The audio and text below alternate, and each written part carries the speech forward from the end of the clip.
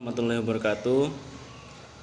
Alhamdulillahirrabbilalamin. Wassalatu wassalamu ala asrafil anbiya mursalin wa ala alihi washabihi ajma'in, amma ba'du.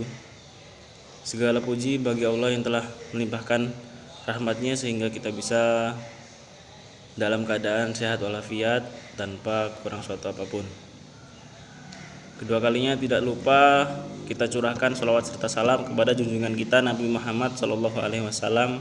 Di sini kami akan menyampaikan hasil diskusi kami mengenai surat Al-Baqarah dari ayat 183 sampai 187. Langsung saja kepada pembahasan. Ayat pertama yaitu surat Al-Baqarah ayat 183.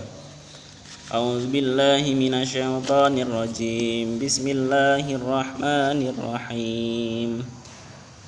Ya ayyuhalladzina amanu kutiba alaikumus siyamu kama kutiba alal ladzina min qablikum la'allakum tattaqun. Artinya, hai orang-orang yang beriman, diwajibkan atas kamu berpuasa sebagaimana diwajibkan atas orang-orang sebelum kamu agar kamu bertakwa. As-shaum menurut istilah dalam syariat Islam ialah menahan diri dari segala macam makanan, minuman, dan bersenggama dengan wanita, mulai dari terbit fajar sampai terbenamnya matahari dengan niat dan syarat-syarat tertentu. Hikmah berpuasa misalnya untuk mempertinggi budi pekerti, menimbulkan kesadaran dan kasih sayang terhadap orang-orang miskin, orang-orang yang lemah tidak mampu memenuhi kebutuhan hidupnya, melatih jiwa dan jasmani, menambah kesehatan dan sebagainya. Pada ayat kedua yaitu surat Al-Baqarah ayat 184. A'udzubillahi minasyaitonirrajim. Bismillahirrahmanirrahim. Ayyaman ma'dudat faman kana minkum maridan aw ala safarin fa'iddatun min ayyamin ukhra wa 'alal ladzina yutiqunahu fidyatun ta'amun miskin faman tatawwa'a khairan fahuwa khairul lahu wa tasumu khairul lakum in kuntum ta'lamun. Artinya yaitu dalam beberapa hari yang tertentu, maka barang siapa di antara kamu ada yang sakit atau dalam perjalanan lalu berbuka, maka wajib baginya berpuasa sebanyak hari yang ditinggalkan itu pada hari-hari yang lain, dan diwajibkan bagi orang-orang yang berat menjalankannya jika tidak berpuasa membayar fidyah, yaitu memberi makan seorang miskin. Barang siapa yang dengan kerelaan hati mengerjakan kebajikan, maka itulah yang lebih baik baginya, dan berpuasa lebih baik bagimu jika kamu mengetahui. Pada ayat 184 ini diterangkan hukum puasa. Permulaannya, siapa yang dalam keadaan sakit atau musafir, mereka boleh untuk tidak berpuasa, tapi harus mengganti sebanyak yang ia tinggalkan. Ulama sepakat bahwa musafir dengan tujuan taat bukan maksiat seperti haji, jihad, silaturahmi, mencari kebutuhan hidup, berdagang, dan hal-hal yang diperbolehkan baginya boleh tidak berpuasa. Dan yang ketiga surat Al-Baqarah 185. Bismillahirrahmanirrahim. Syahrul Ramadan alladzi unzila fihil Qur'anu hudan linnasi wa bayyinatin minal huda wal furqan. Faman syahida minkumus syahra falyasum wa man kana maridan aw ala safarin fa iddatun min ayyamin ukhra yuridullahu bikumul yusra wa la yuridu bikumul usra wa litu'milul 'iddata wa litukabbirullaha 'ala ma hadakum wa la'allakum tashkurun. Artinya, beberapa hari yang ditentukan itu ialah bulan Ramadan, bulan yang di dalamnya diturunkan permulaan Al-Quran sebagai petunjuk bagi manusia dan penjelasan-penjelasan mengenai petunjuk itu dan pembeda antara yang hak dan yang batil.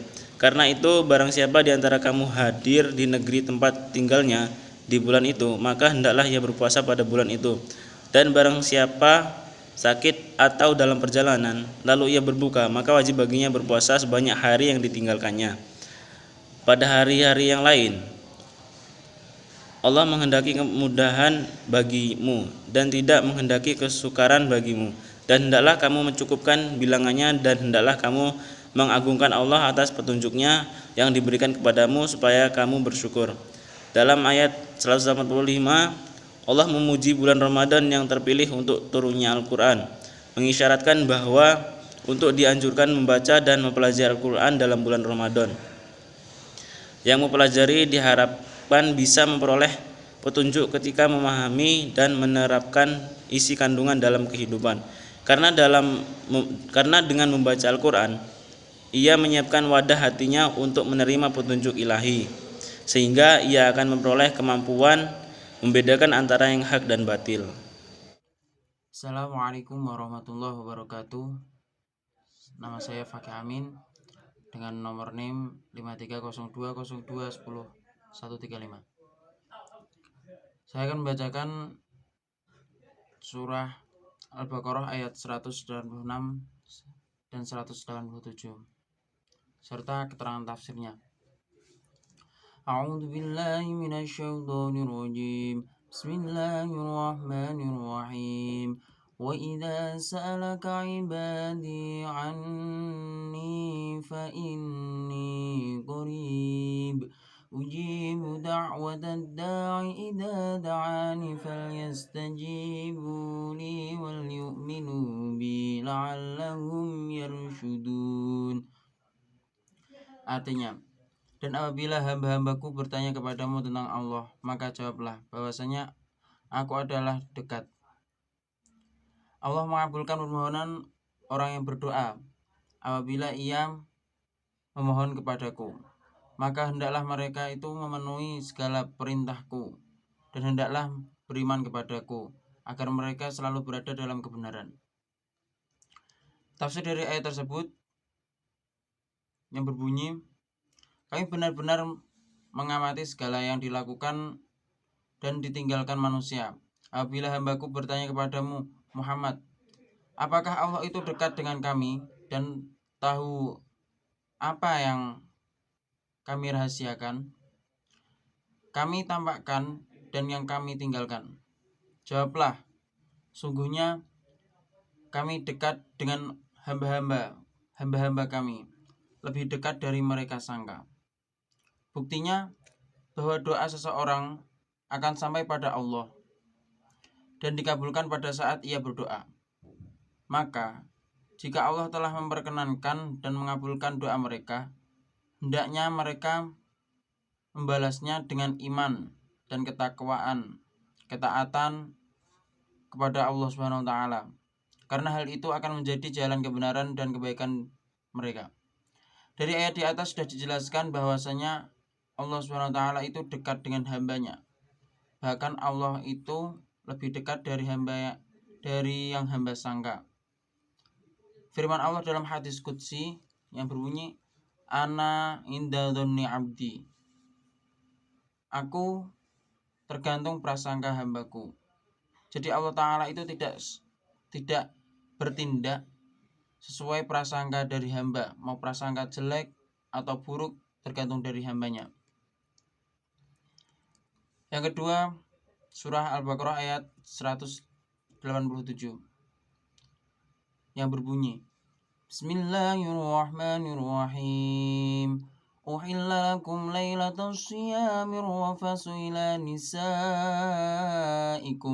hunna libasun lakum wa antum libasun lahun. Alimallahu annakum kuntum takhtanuna anfusakum fataba alaikum wa'afa ankum fal'ana bashiruhunna wabtaghu ma kataballahu lakum wa kulu washrabu hatta yatabayyana lakumul khaytul abyadu minal khaytil aswadi minal fajr ثم أتموا الصيام إلى الليل ولا تباشروهن وأنتم عاكفون في المساجد تلك حدود الله فلا تقربوها كذلك يبين الله آياته للناس لعلهم يتقون. Artinya, dihalalkan bagi kamu pada malam hari pada bulan puasa bercampur dengan istri-istri kamu. Mereka adalah pakaian bagimu dan kamu pun adalah pakaian bagi mereka. Allah mengetahui bahwasanya kamu tidak dapat menahan nafsu. Karena itu Allah mengampuni dan memberi maaf kepadamu. Maka sekarang campurilah mereka dan ikutilah apa yang telah ditetapkan Allah untukmu. Dan makan, minumlah hingga terang bagimu benang putih dari benang hitam, yaitu terbit fajar. Kemudian sempurnakanlah puasa itu sampai datang malam, tetapi janganlah kamu campuri mereka itu sedang kamu beriktikaf dalam masjid. Itulah larangan Allah, maka janganlah kamu mendekatinya. Demikianlah Allah menerangkan ayat-ayatnya kepada manusia supaya mereka bertakwa.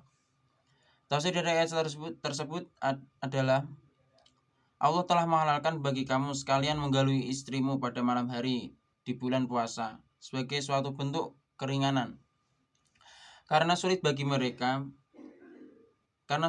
kalian menjauhi mereka, dan pertemuan kalian dengan mereka dalam keseharian hampir tak bisa dihindarkan. Allah mengetahui bahwa kalian sebelumnya merasa bersalah, dan karenanya kalian mengharamkan menggauli istri pada malam hari puasa. Allah tengah mengampuni sikap berlebih-lebihan yang kalian lakukan.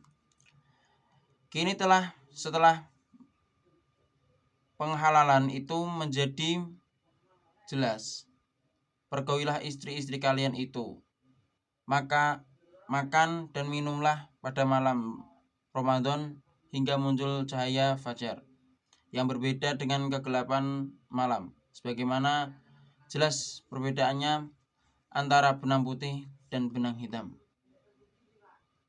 Kurang lebihnya mohon maaf bila ada tutur kata yang kurang berkenan. Saya selaku presentasi mengucapkan maaf yang sebesar-besarnya. Billahi taufiq wal hidayah wa ridwal inayah. Wassalamualaikum warahmatullahi wabarakatuh.